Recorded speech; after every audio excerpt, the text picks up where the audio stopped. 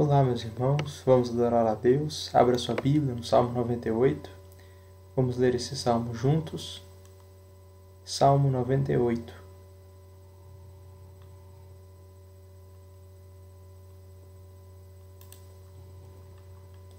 Vamos fazer essa leitura juntos. Um salmo bem curto. Salmo 98. Diz assim: Cantai ao Senhor um cântico novo, porque Ele tem feito maravilhas. A sua destra e o seu braço santo lhe alcançaram a vitória. O Senhor fez notória a sua salvação, manifestou a sua justiça perante os olhos das nações. Lembrou-se da sua misericórdia e da sua fidelidade para com a casa de Israel. Todos os confins da terra viram a salvação do nosso Deus. Celebrai com júbilo ao Senhor todos os confins da terra. Aclamai, regozijai-vos e cantai louvores. Cantai com harpa louvores ao Senhor, com harpa e voz de canto, com trombetas e ao som de buzinas. Exultai perante o Senhor, que é Rei. Ruja o mar e a sua plenitude, ruja o mundo e os que nele habitam. Os rios batam palmas, e juntos cantem de júbilo os montes, na presença do Senhor, porque ele vem julgar a terra. Julgará o mundo com justiça e os povos com equidade. Amém. Vamos fazer o que o Salmo nos chama a fazer, o que a Palavra de Deus nos chama a fazer. Adorar a Deus, cantar a Ele com júbilo, com cânticos, com instrumentos. Nós vamos cantar o hino de número 47. Vamos louvar a Deus pela salvação que Ele enviou a nós, como diz o Salmo 98. Salvação por meio de Jesus Cristo. Hino 98 do nosso hinário.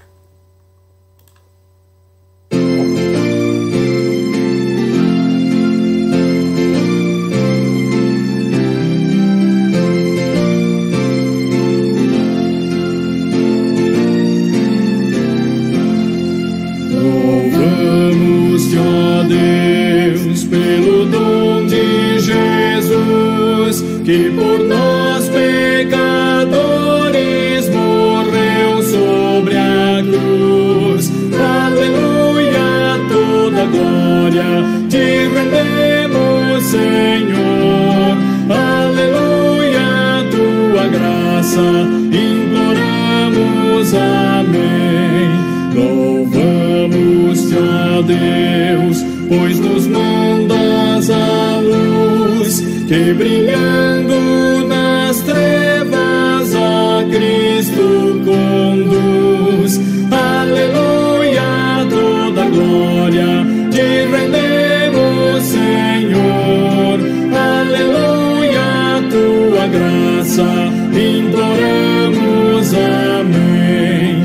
Louvamos-te, ó Deus, por teu Filho Jesus, que foi morto, mas vive no reino da luz. Aleluia, toda glória te rendemos, Senhor. Aleluia, tua graça imploramos, amém.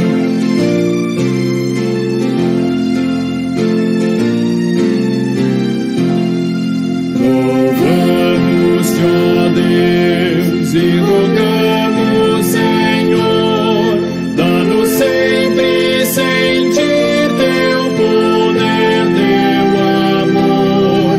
Aleluia, toda glória te rendemos, Senhor. Aleluia, tua graça imploramos, amém.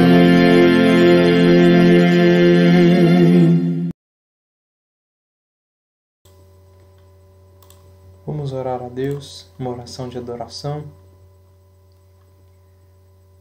Senhor nosso Deus, te agradecemos e te louvamos pela tua misericórdia, fidelidade e salvação que demonstraste através do teu Filho Jesus Cristo.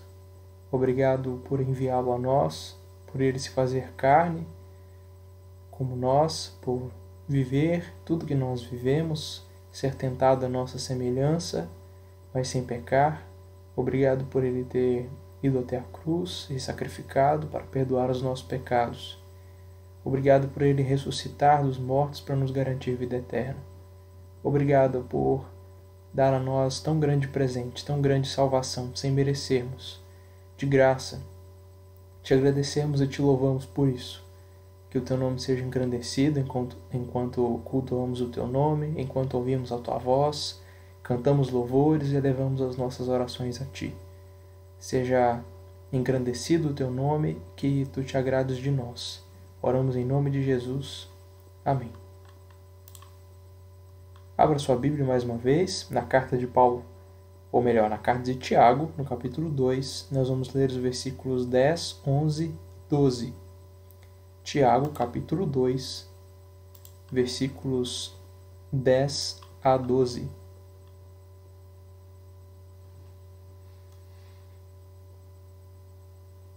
Vamos fazer essa leitura juntos também. De Tiago, capítulo 2, versículos 10, 11 e 12.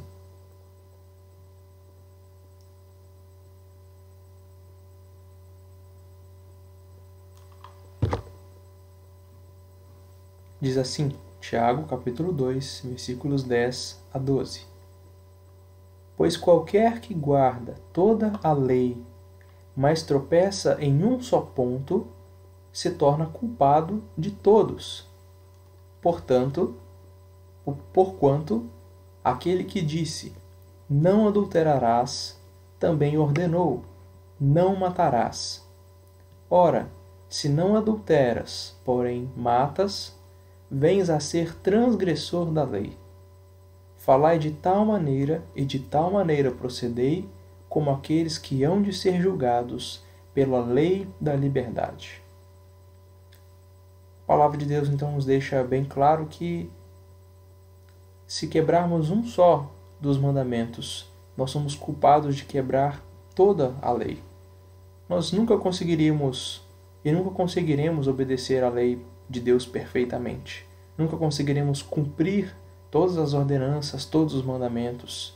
Nós sempre desobedeceremos a Deus. E quebrando um só mandamento, nós somos culpados de quebrar toda a lei. Porque a natureza do nosso Deus, que é santa, que é digna de ser obedecida, é o mesmo Deus que nos ordena não quebrar um mandamento, também nos ordena não quebrar outro.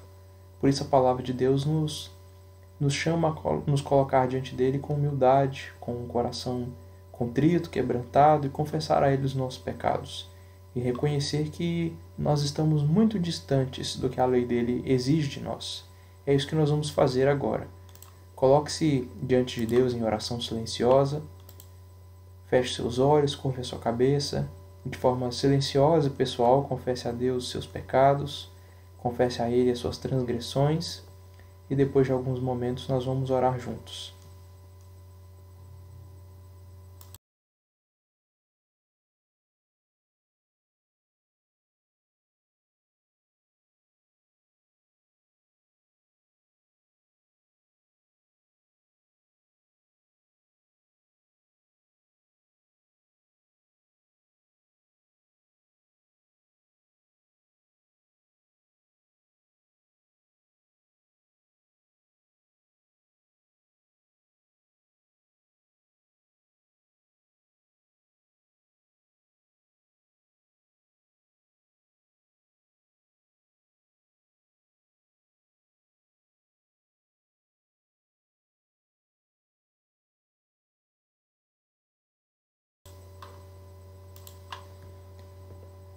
Senhor, Deus soberano, Deus criador de todas as coisas, Deus desde toda a eternidade, cuja lei é santa, cuja lei é uma lei de liberdade, uma lei com a qual nós seremos julgados.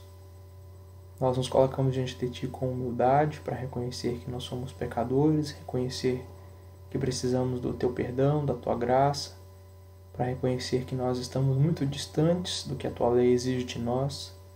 Nós ofendemos a Ti com as nossas palavras, atitudes, pensamentos, sentimentos, vontades. Nós, todos os dias e durante toda a vida, Te ofendemos, quebramos os Teus mandamentos e não importa o quanto nós nos esforcemos, nós sempre estaremos distantes da Tua santidade. E a Tua palavra nos envergonha ao colocar diante de nós a nossa real condição de culpados, de pecadores, de transgressores da Tua lei. Não há saída para nós, não pelas nossas próprias forças, e por isso pedimos a Tua misericórdia, o Teu perdão, a Tua graça. Perdoa-nos, purifica-nos, faz chover sobre nós perdão e graça e nos limpa de todo o nosso pecado. É isso que nós pedimos em nome de Jesus. Amém. Vamos continuar em espírito de oração, cantando a Deus. Esse cântico se chama Perdão e Graça. Vamos fazer dele a nossa oração, pedindo a Deus perdão e graça e reconhecendo que nós somos fracos e pecadores.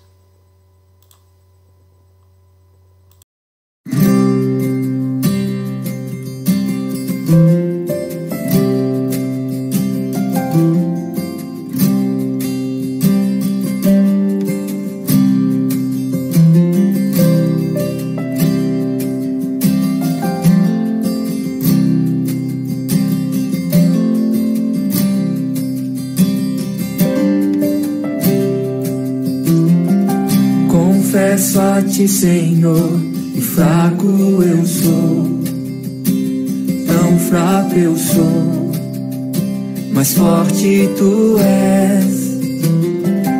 Eu venho a Ti, Senhor, sem nada pra dar, só quero pedir, vem e ajuda-me, ó Deus. Confesso a Ti, Senhor, que fraco eu sou, tão fraco eu sou, mas forte Tu és. Eu venho a Ti, Senhor, sem nada pra dar, só quero pedir, vem e ajuda-me, ó Deus.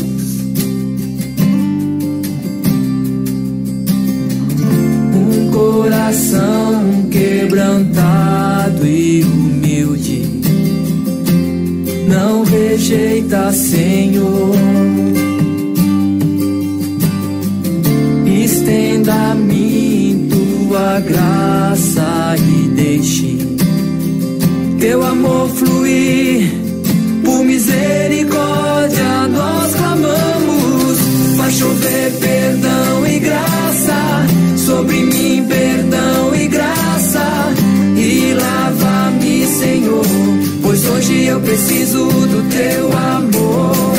Faz chover perdão e graça sobre mim, perdão e graça, e lava-me, Senhor, pois hoje eu preciso do Teu amor.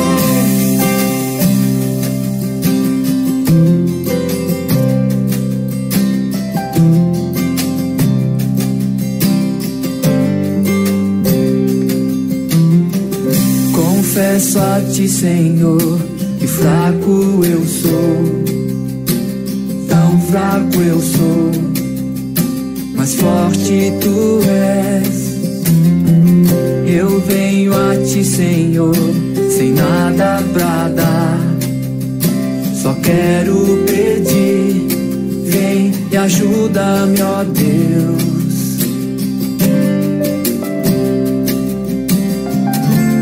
Coração quebrantado e humilde, não rejeita, Senhor. Estenda a mim Tua graça e deixe Teu amor fluir, Deus. Por misericórdia nós clamamos, faz chover perdão e graça sobre mim, perdão e graça, e lava-me, Senhor, pois hoje eu preciso do Teu amor. Faz chover perdão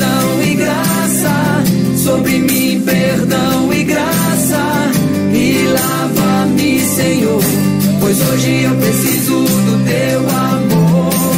Vai chover perdão e graça sobre mim, perdão e graça, e lava-me, Senhor, pois hoje eu preciso do teu amor. Vai chover perdão e graça sobre mim, perdão e graça, e lava-me, Senhor, pois hoje eu preciso do teu amor.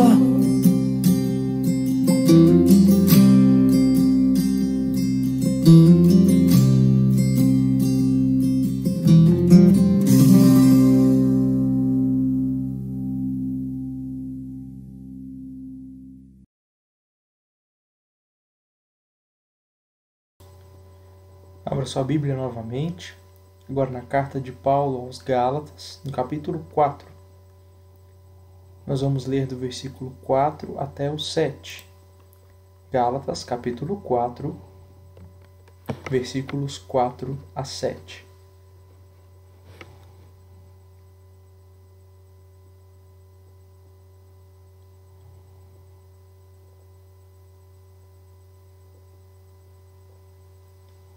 Gálatas, capítulo 4, versículos 4 até o 7. Diz assim: Vindo, porém, a plenitude do tempo, Deus enviou seu Filho, nascido de mulher, nascido sob a lei, para resgatar os que estavam sob a lei, a fim de que recebêssemos a adoção de filhos. E porque vós sois filhos, enviou Deus ao nosso coração o Espírito de seu Filho, que clama, Abba, Pai. De sorte que já não és escravo, porém filho, e sendo filho, também herdeiro por Deus. Amém. A palavra de Deus que nos chama a nos humilhar diante de Deus, a reconhecer que nós somos pecadores, quebradores da lei, que nós somos escravos da lei, não conseguimos cumpri-la com perfeição. A palavra de Deus também nos dá a certeza do perdão em Cristo, porque Jesus veio a este mundo, nasceu de mulher, nasceu sob a lei para nos resgatar, nós que estávamos debaixo da lei.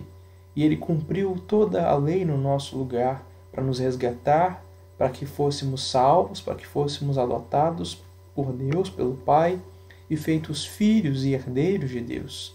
É graças a Jesus ter se encarnado e ter cumprido toda a lei no nosso lugar, é que nós somos salvos. Nós temos a tranquilidade e a paz de que, embora nós não consigamos cumprir toda a lei de Deus com perfeição, Jesus fez isso no nosso lugar, e é por isso que nós somos salvos. Não pela nossa própria obediência, mas pela obediência de Jesus. E é sobre isso que nós vamos cantar agora. O hino 150, vamos cantar em gratidão a Deus. Este hino fala sobre como nós somos libertos e resgatados do medo, porque Cristo cumpriu toda a lei. O hino 150 do nosso hinário, vamos cantar juntos.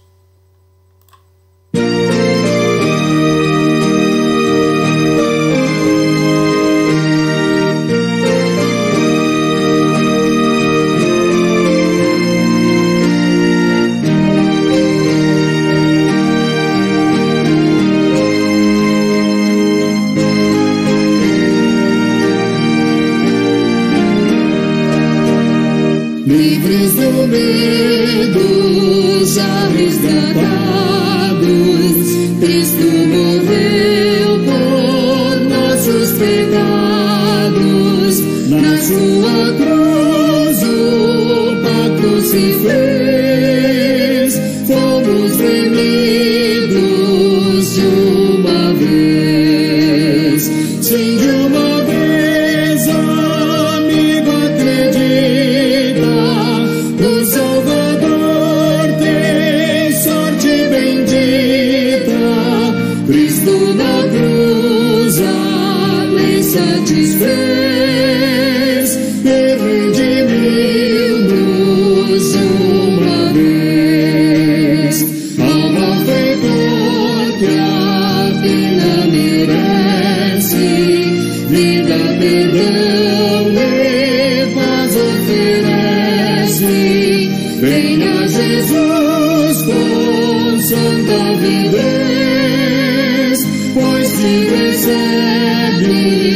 de uma vez, sim, de uma vez, amigo, acredita no Salvador, tem sorte bendita.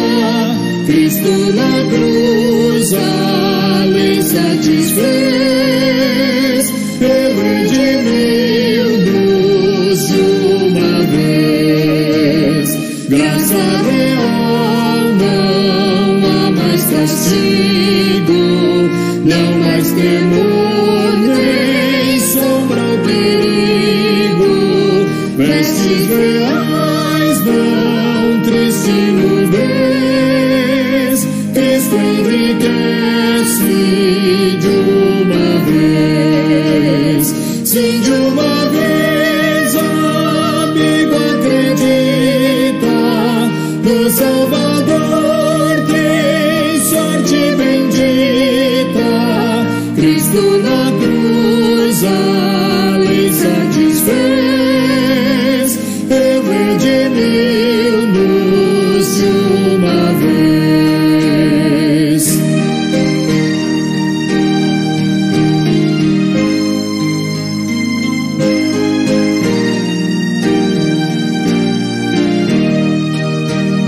Filhos de Deus, jogos inauditos, Deus nos amou em grau infinito.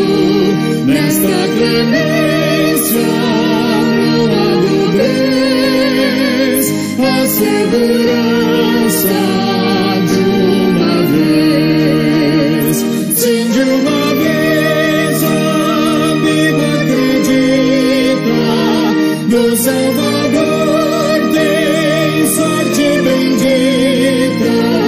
Cristo na cruz a lei satisfez, e redimiu-nos de uma vez.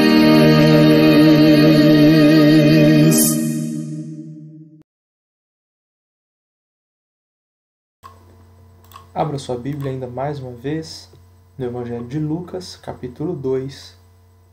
Eu vou ler dos versículos 21 até o 39. Evangelho de Lucas, capítulo 2, versículos 21 a 39.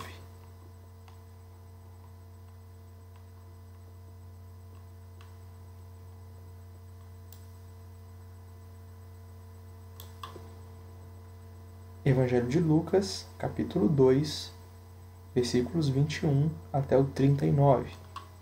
Diz assim: Completados 8 dias para ser circuncidado o menino, deram-lhe o nome de Jesus, como lhe chamara o anjo antes de ser concebido. Passados os dias da purificação dele, segundo a lei de Moisés, levaram-no a Jerusalém para o apresentarem ao Senhor, conforme o que está escrito na lei do Senhor: todo primogênito ao Senhor será consagrado.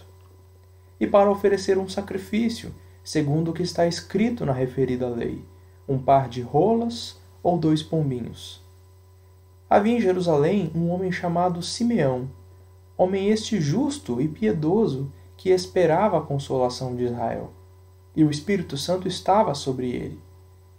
Revelara-lhe o Espírito Santo que não passaria pela morte antes de ver o Cristo do Senhor. Movido pelo Espírito, foi ao templo.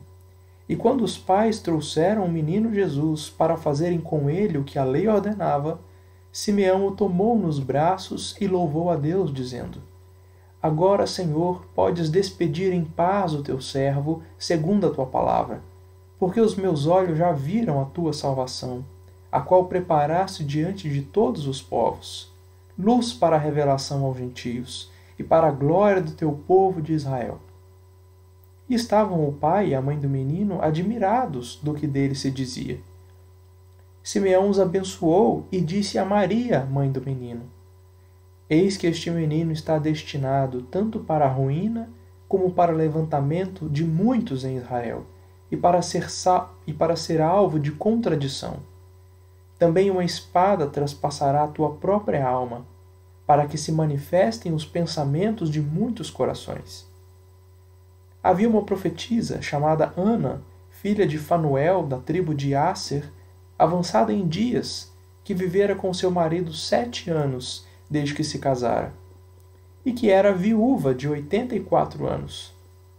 Esta não deixava o templo, mas adorava noite e dia em jejuns e orações. E chegando naquela hora, dava graças a Deus e falava a respeito do menino a todos os que esperavam a redenção de Jerusalém. Cumpridas todas as ordenanças segundo a lei do Senhor, voltaram para a Galiléia, para a sua cidade de Nazaré. Quando um bebê nasce, os pais fazem de tudo por ele, especialmente se for o primeiro filho.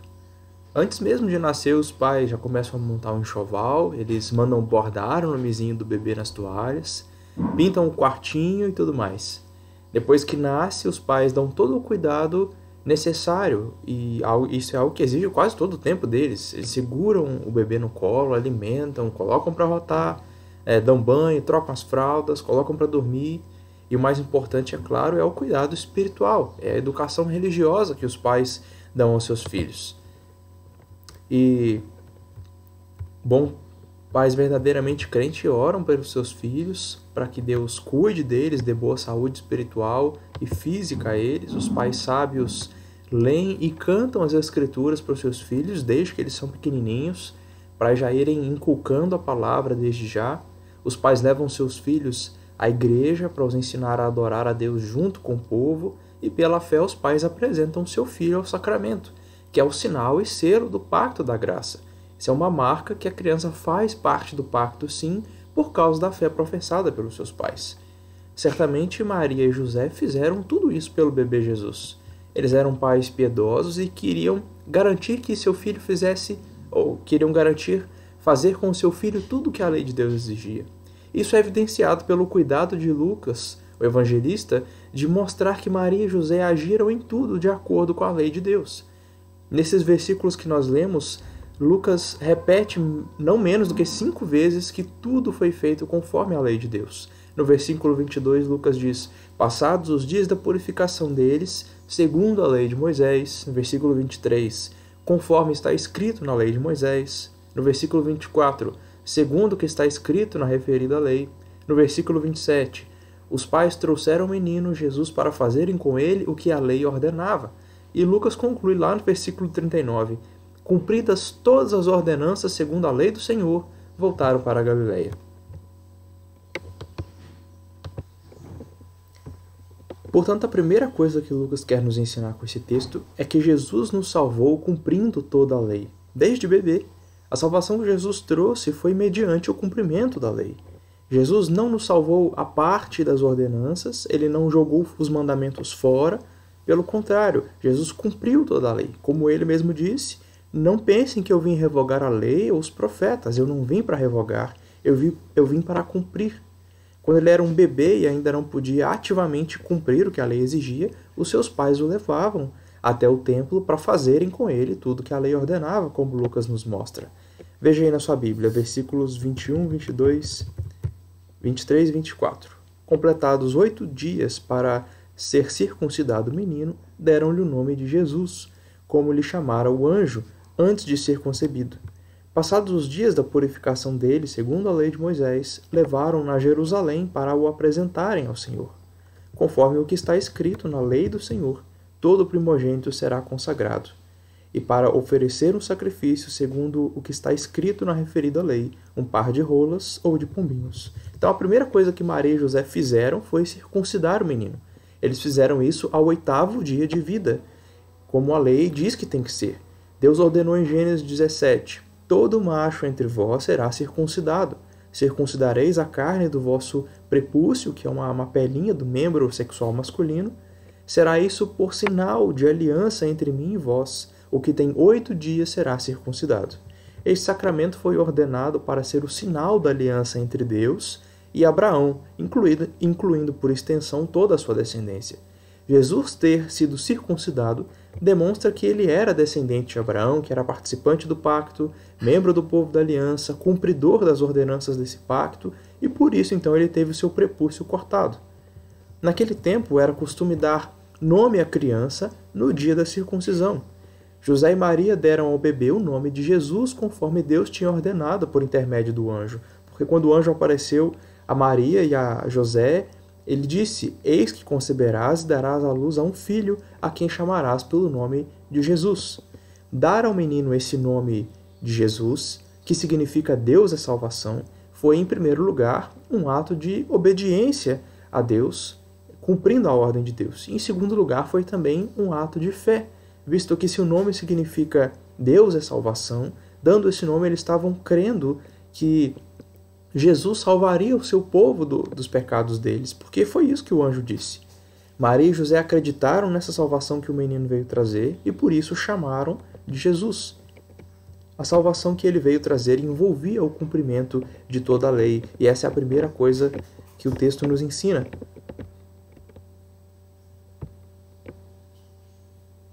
Jesus trouxe a salvação cumprindo toda a lei. A salvação que Jesus trouxe envolvia cumprir toda a lei. O nosso Salvador se fez carne e cortou a sua carne, teve a sua carne cortada para a nossa redenção. Ele cumpriu o mandamento da circuncisão e todos os outros mandamentos, a fim de conquistar a salvação para nós. Como Paulo escreveu aos Gálatas, no capítulo 4, Jesus nasceu debaixo da lei para resgatar os que estavam sob a lei. Ele começou a sua obediência à lei sendo cortado ao 8º dia e terminou a sua obediência tendo o seu sangue derramado na cruz. Toda a sua vida foi uma vida de perfeita obediência. 33 dias depois da circuncisão de Jesus, Maria e José o levaram novamente até o templo, em Jerusalém, com 2 propósitos. Primeiro, era de oferecer um sacrifício em lugar de Maria, para purificá-la do seu sangue. Isso está ordenado lá em Levítico 12. Ficará a mulher 33 dias a purificar-se do seu sangue, por causa do parto.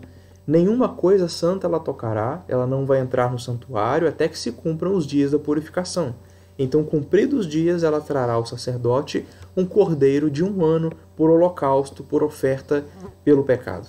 Maria e José não levaram um cordeiro, mas um par de passarinhos, porque eles eram pobres. Isso estava previsto na lei, essa era uma concessão feita na lei. Se as suas posses não lhe permitirem trazer um cordeiro, tomará então 2 rolas ou 2 pombinhos. Essa é uma indicação clara da pobreza em que Jesus nasceu. Assim como uma manjedoura, essa é uma lembrança para nós da humildade em que Jesus se encarnou. O segundo propósito de Maria e José ao irem ao templo era consagrar Jesus, porque ele era o seu primeiro filho. A lei ordenava isso em Êxodo 13. Consagra-me todo primogênito, todo o que abre a madre da sua mãe entre os filhos de Israel, tanto de homens quanto de animais, é meu. Deus reivindicou para si a vida de todos os primogênitos de Israel, porque quando ele tirou o povo do Egito, ele livrou os hebreus da morte dos primogênitos. A partir de então, sempre que o primeiro filho do casal nasce, os pais têm que oferecer um sacrifício para resgatar o seu filho, e José e Maria fizeram isso. Lucas está narrando o cumprimento de todas essas obrigações do Antigo Testamento, porque ele quer nos mostrar que Jesus foi criado em conformidade com todas essas obrigações, que ele obedeceu todas elas. Desde o início da sua vida, Jesus cumpriu toda a justiça requerida ao guardar a lei de Deus. Então, por todo o resto da sua vida, ele viveu em perfeita obediência a toda a vontade de Deus. E ele fez isso para a nossa salvação. Nós somos salvos não apenas pela morte de Cristo na cruz, mas somos salvos também por toda a sua vida, pela sua obediência, porque ele cumpriu a justiça que nós devemos a Deus. Nós nunca conseguiríamos cumprir toda a lei, então ele veio e a cumpriu em nosso lugar. Agora, então, nós estamos livres de ter que cumprir as ordenanças cerimoniais, os rituais de purificação, as festas judaicas, os sacrifícios, os holocaustos, porque Cristo já cumpriu tudo isso por nós de uma só vez. E mais, nós estamos livres de ter que cumprir toda a lei com perfeição, algo que nós nunca conseguiríamos fazer, porque Cristo já fez isso. Estamos também livres de toda a condenação, castigo e maldição que a lei impõe aos pecadores, porque Cristo carregou sobre si os nossos pecados, nossas enfermidades, nossas maldições e suportou a ira de Deus em nosso lugar. Agora nós cumprimos os mandamentos não para sermos justos por nós mesmos, não para conquistar a salvação, porque Cristo é a nossa justiça, porque Jesus conquistou para nós a salvação. Agora nós cumprimos os mandamentos, amando a Deus com todas as nossas forças e ao próximo como a nós mesmos. Fazemos isso por devoção e gratidão a Deus. Como Jesus disse, se vocês me amam, guardem os meus mandamentos. E aquele que guarda os meus mandamentos, esse é o que me ama. Graças a Deus, porque a nossa salvação não depende da perfeição da nossa obediência, não depende da nossa capacidade de guardar todos os mandamentos. O Filho de Deus veio a este mundo, se encarnou, nasceu sob a lei, cumpriu perfeitamente toda a lei, desde o seu nascimento, desde a sua circuncisão até a sua morte. E ele cumpriu toda a lei e assim ele nos salvou. A segunda coisa que Lucas nos ensina nesse texto é que Jesus trouxe a salvação preparando-nos para a morte. Isso está nos versículos 25 a 32, que dizem assim: Havia em Jerusalém um homem chamado Simeão, homem este justo e piedoso, que esperava a consolação de Israel, e o Espírito Santo estava sobre ele. Revelara-lhe o Espírito Santo que não passaria pela morte antes de ver o Cristo do Senhor. Movido pelo Espírito, foi ao templo, e quando os pais trouxeram o menino Jesus para fazerem com ele o que a lei ordenava, Simeão o tomou nos braços e louvou a Deus, dizendo: Agora, Senhor, podes despedir em paz o teu servo segundo a tua palavra, porque os meus olhos já viram a tua salvação, a qual preparaste diante de todos os povos, luz para a revelação aos gentios e para a glória do teu povo de Israel. Quando o bebê Jesus estava com seus pais no templo, cumprindo todas as ordenanças da lei, 2 santos piedosos apareceram ali para ver a salvação encarnada. Esse é o jeito de Lucas escrever o seu evangelho, sempre apresentando as pessoas em pares. Ele falou de Maria e Isabel, falou de João Batista e Jesus, e agora de Simeão e Ana. Lucas queria testemunhar aos seus leitores que Jesus era de fato o Cristo, o Salvador.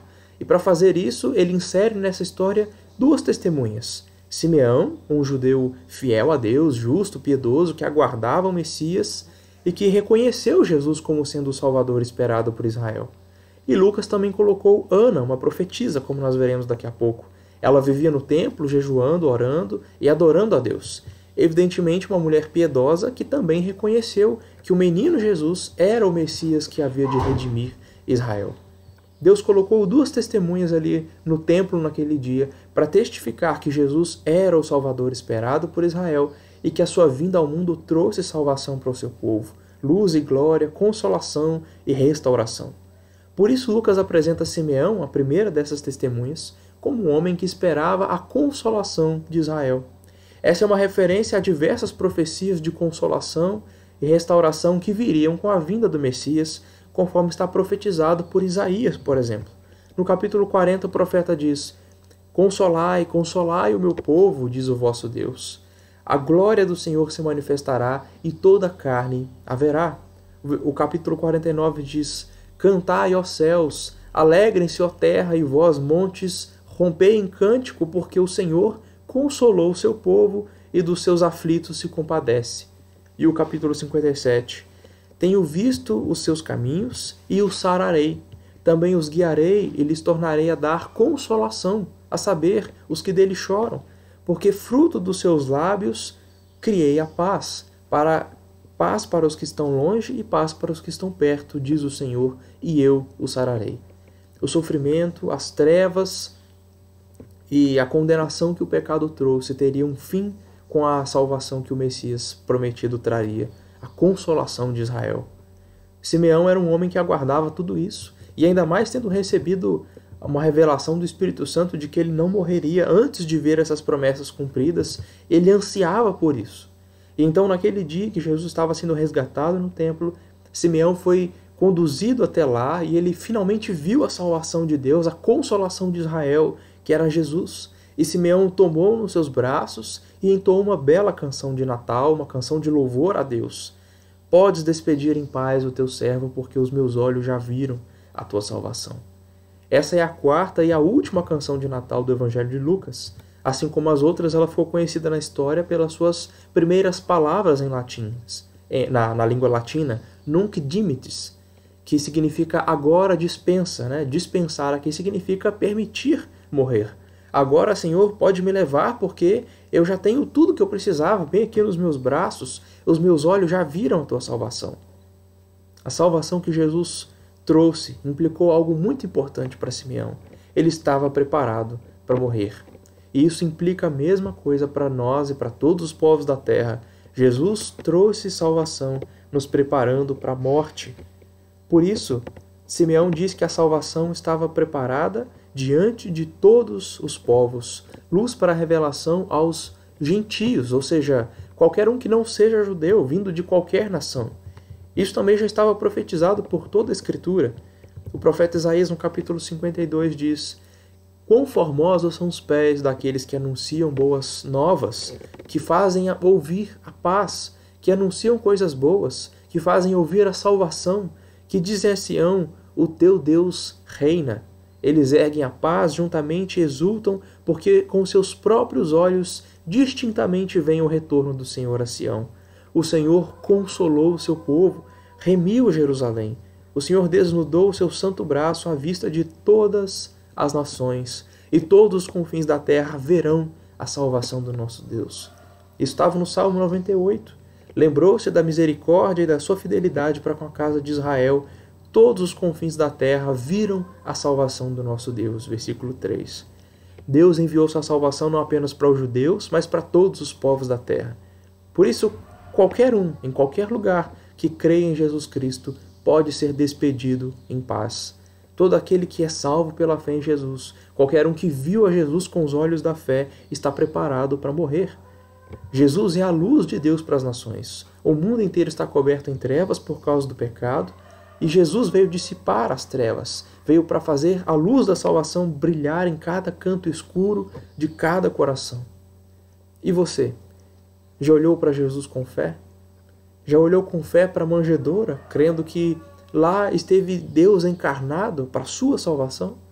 Você já olhou com fé para a cruz ensanguentada, crendo que ali morreu Jesus para o perdão dos seus pecados? Você já olhou para o túmulo vazio, crendo que dali Jesus ressurreto dentre os mortos, ressuscitou dentre os mortos para garantir a vitória sobre a morte e a vida eterna? Essa tranquilidade que Simeão tinha para partir estava baseada não nas suas próprias obras ou nos seus próprios méritos, mas em Jesus Cristo, o Salvador enviado por Deus. Nós também, povos de todas as nações, podemos ter a mesma segurança e a mesma tranquilidade. Não precisamos temer a morte, não precisamos temer tribunal ou julgamento algum, porque como João diz no capítulo 3, versículo 18 do seu Evangelho, quem crê no Filho não é julgado. E como Jesus disse em João 5,24, quem ouve a minha palavra e crê naquele que me enviou tem a vida eterna. Não entra em juízo, mas já passou da morte para a vida. Não precisamos temer nos encontrar com o nosso Criador, porque nós temos paz com Ele por meio de Jesus Cristo. Não precisamos temer a morte, porque temos a vida eterna por meio de Jesus. E é por isso que eu digo que esse texto nos ensina que Jesus trouxe a salvação, nos preparando para a morte. Em Cristo, com a salvação que Ele trouxe, nós temos tudo o que precisamos, nós podemos partir em paz. A terceira coisa que esse texto nos ensina é que Jesus trouxe a salvação condenando aqueles que o rejeitam. Jesus trouxe a salvação condenando aqueles que o rejeitam. Isso está nos versículos 33 a 35, que dizem assim: E estavam o pai e a mãe do menino admirados do que dele se dizia. Simeão os abençoou e disse a Maria, mãe do menino: Eis que este menino está destinado tanto para a ruína quanto para o levantamento de muitos em Israel, para ser alvo de contradição. Também uma espada traspassará a tua própria alma, para que se manifestem os pensamentos de muitos corações. Então, Maria e José ficaram maravilhados com o cântico de Simeão, com aquilo que o cântico dizia a respeito de Jesus, mas logo eles receberam uma dura profecia por parte de Simeão. O menino estava destinado não apenas para salvar, erguer, levantar, mas também para condenar e trazer a ruína de muitos em Israel. Ele seria alvo de contradição. Além disso, uma espada traspassaria, atravessaria o coração de Maria. Com essas palavras, Simeão estava dando pistas do grande sofrimento que estava por vir. Jesus seria sinal de oposição. As pessoas iriam desprezá-lo, rejeitá-lo, se posicionar contra ele. Lendo todo o relato de Lucas no Evangelho, no restante do Evangelho, nós vemos que Jesus foi rejeitado pelos seus próprios conterrâneos. Ele foi traído por um de seus apóstolos, ele foi entregue pelo seu próprio povo para ser circuncidado, ou melhor, para ser crucificado. Essa seria a espada que perfuraria o coração de Maria. Apesar da grande alegria dessa mãe pelo nascimento do seu filho e por todos os eventos divinos que confirmaram a promessa do anjo, chegaria o dia em que ela sofreria uma dor e uma angústia sem precedentes, algo que ela só entenderia quando estivesse aos pés da cruz. Essa profecia já anunciava que desde o início a missão de Jesus seria ou exigia que ele sofresse e que ele morresse por pecadores. A cruz de Cristo não foi um plano emergencial de Deus por ter sido pego de surpresa pelo pecado, mas a cruz é o cumprimento de um plano pré-determinado e anunciado com muita antecedência, desde os profetas e até quando Jesus era um bebê. A morte de Jesus na cruz, essa espada que perfurou o coração de Maria, figuradamente, é claro, ela é o meio de salvação que Deus destinou para muitos. E é também o meio que Deus destinou para a condenação e para a ruína de muitos. Para aqueles que creem, a palavra da cruz é poder de Deus para a salvação, conforme Paulo diz em 1 Coríntios capítulo 1. Entretanto, para aqueles que não creem, a pregação da morte de Cristo na cruz é loucura, é escândalo, é motivo de condenação e perdição eterna. Aquele mesmo texto que eu citei anteriormente, João 3,18, que diz que quem crê em Jesus não é julgado, também diz que aquele que não crê já está julgado, porquanto não crê no nome do único Filho de Deus. Jesus veio para manifestar o pensamento dos corações, trazer à luz o que estava oculto no nosso interior. Jesus expõe o que realmente está no nosso coração. Se formos verdadeiramente humilhados pelo nosso pecado, se nós vemos a necessidade da graça, nós seremos atraídos a Jesus e Ele nos fará subir à glória. Entretanto, se nós nos recusarmos a nos humilhar, se nós nos recusarmos a confessar os nossos pecados, se permanecermos orgulhosos, não reconhecendo a nossa necessidade de perdão, então nós estaremos destinados à ruína eterna. Jesus é uma pedra de tropeço para aqueles que o rejeitam. Embora alguns o recebam pela fé, outros o rejeitam por descrença, por incredulidade. A cruz de Cristo revela o nosso verdadeiro íntimo, a nossa condição, e cumpre os decretos de Deus, tanto de eleição quanto de reprovação eterna. Quando as pessoas entendem as implicações da cruz, quando elas entendem as reivindicações de Cristo, a maioria delas fica escandalizada e rejeita a mensagem. Por isso, alguns dos nossos familiares e amigos desprezam a nossa fé e a nossa prática de vida em Cristo. Por isso, pessoas no nosso ambiente de trabalho, na nossa faculdade, resistem à verdade do Evangelho. Por isso, a sociedade faz oposição aos valores cristãos. Por isso, o mundo odeia a Cristo. Jesus veio revelar a verdadeira condição interior de cada coração, seja de fé ou de incredulidade. Não existe neutralidade. Não há como ficar em cima do muro.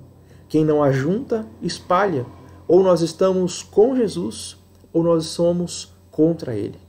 Então, eu pergunto a você, qual é a sua resposta a Jesus? Você é a favor dele ou contra ele? Essa é a nossa grande questão de vida ou morte, porque o nosso destino eterno depende disso. Salvação ou condenação? Exaltação ou ruína? E é isso que Simeão nos ensina com a sua profecia dada aos pais de Jesus. É isso que Lucas nos ensina registrando isso nesse texto. Então Lucas já nos diz que Jesus trouxe a salvação cumprindo toda a lei, Jesus trouxe a salvação preparando-nos para a morte, condenando aqueles que o rejeitam, e em último lugar, esse texto nos ensina que Jesus trouxe a salvação consolando todo sofrimento. Jesus trouxe a salvação consolando todo sofrimento. Versículos 36 a 38. Havia uma profetisa chamada Ana, filha de Fanuel, da tribo de Asser, avançada em dias, que vivera com seu marido 7 anos desde que se casara, e que era viúva de 84 anos. Esta não deixava o templo, mas adorava noite e dia em jejuns e orações. E chegando naquela hora, dava graças a Deus e falava a respeito do menino a todos os que esperavam a redenção de Jerusalém. Então, conforme eu disse, Lucas escolheu 2 testemunhas e Ana foi a segunda delas, escolhida para testemunhar naquele dia que Jesus era o Messias prometido. Ao mesmo tempo, pelo contexto imediato da profecia de Simeão de que Cristo traria levantamento e ruína para muitos de Israel, Ana é um exemplo daqueles que seriam, e de fato foram, exaltados e levantados por Cristo. Assim como Simeão, ela esperava a redenção vinda da parte de Deus, redenção e resgate, salvação para o seu povo. Depois de identificar essa testemunha como Ana, filha de Fanuel, da tribo de Asser, o evangelista nos dá um breve e triste histórico de vida dessa mulher. Ela já era idosa, mas tinha vivido com seu marido durante apenas 7 anos, porque ficou viúva. Naquele tempo, as mulheres se casavam ainda na adolescência, antes dos 20 anos, isso era muito comum, e Ana já estava com 84 anos. Outra possibilidade de tradução é que ela já estava viúva há 84 anos, o que somariam a ela aproximadamente 100 anos de idade. De qualquer forma, qualquer que seja a idade daquela mulher, ela experimentava as fadigas e as dores que são próprias da velhice. E ela ficou viúva muito cedo, aparentemente não chegou a ter filhos, Lucas não menciona isso, não se casou novamente, ela viveu uma vida de solidão, provavelmente. Essa é uma mulher a respeito de quem nós diríamos, coitada, quanto sofrimento. Entretanto, apesar da sua triste história, nós vemos uma mulher que não saía do templo. Ela não perdia um culto sequer. Ela adorava noite e dia, com jejuns e orações. E essas suas boas obras, essa sua devoção, demonstravam a sua fé e a sua esperança de salvação. Não é justo chamar essa mulher de coitada, porque sua vida era marcada por piedade, por esperança, muito além dos seus sofrimentos, muito além do que os sofrimentos marcavam sua vida. Ana não era uma coitada, era uma mulher exaltada pela vinda de Cristo a este mundo, era uma mulher exaltada pela sua esperança de salvação. Naquele dia, certamente movida pelo Espírito Santo, assim como Simeão foi, Ana reconheceu o Salvador.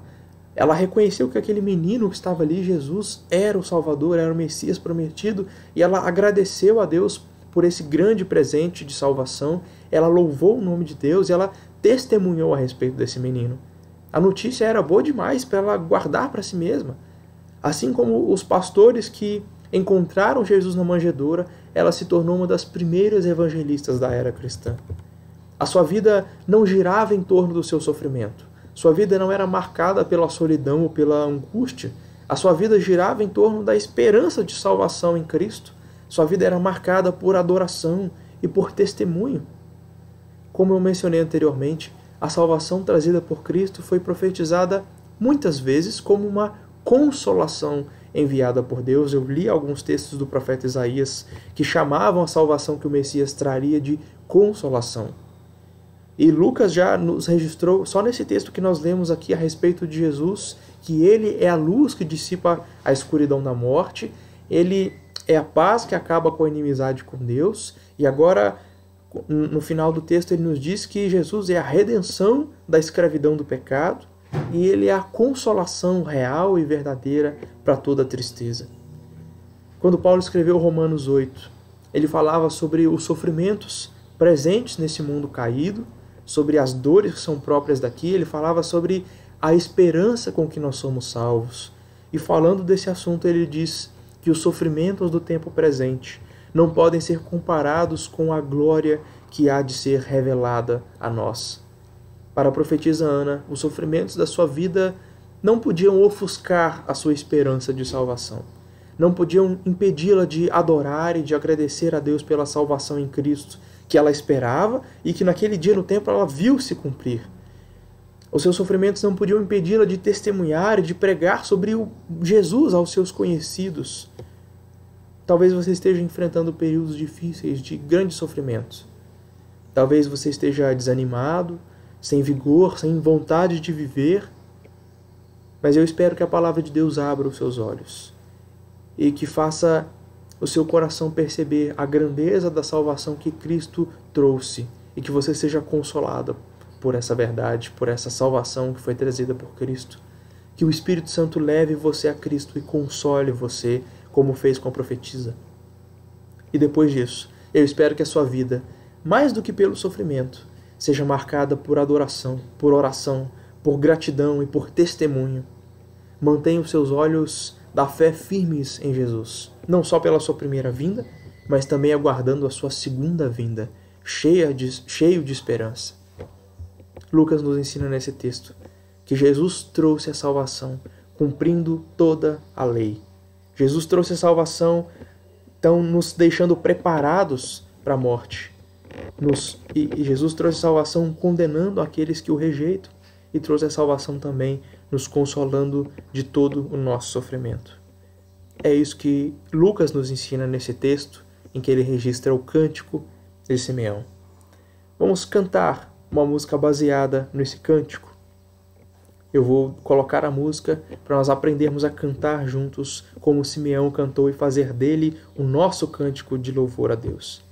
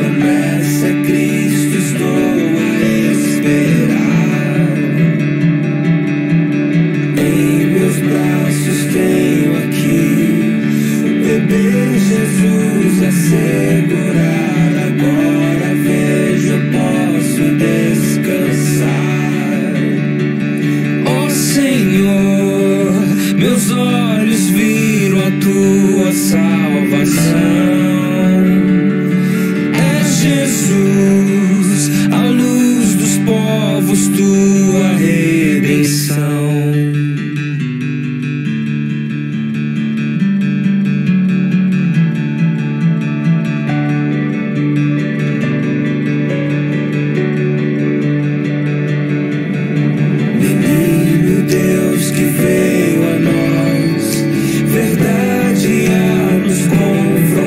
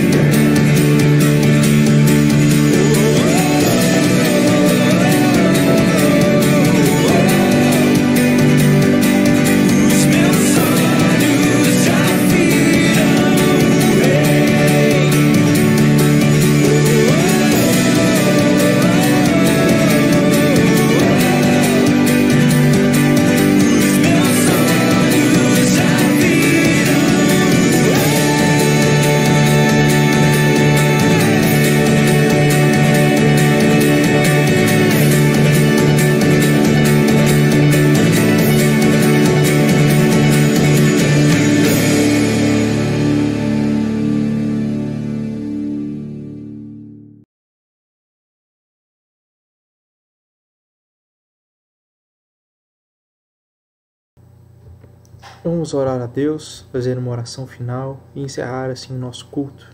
Vamos fazer todos juntos essa oração que está escrita aí. Vamos orar. Pai eterno, Tu deste ao Teu Filho encarnado o santo nome Jesus, para ser o sinal da nossa salvação. Suplicamos-te que semeis em cada coração o amor daquele que é o Salvador do mundo, nosso Senhor Jesus Cristo, que vive e reina contigo e com o Espírito Santo, um só Deus, agora e sempre. Amém.